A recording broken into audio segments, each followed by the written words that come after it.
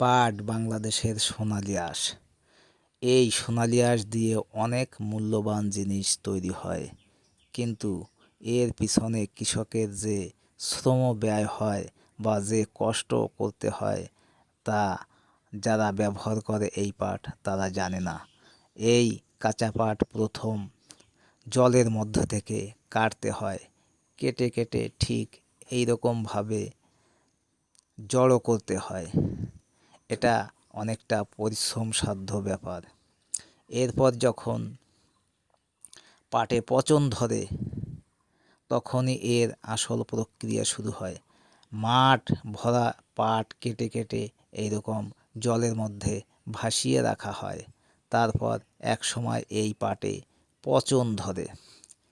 বাংলাদেশের মাঠে ঘাটে এখন এইরকমই পাটের জড়ো দেখা যায় জলাভূমিতে। যত জলাভূমি আছে প্রত্যেকটি মাঠে পাটের ঠিক এই রকমই জড়ো করা অবস্থা দেখতে পাওয়া যায়। আস্তে আস্তে এই পাট গাজন প্রক্রিয়ায় পচন ধরে। যে পাট আমরা সুন্দরভাবে গাছের মতো দেখতে পাই সেই পাট এক সময় পচন ধরাতে হয়।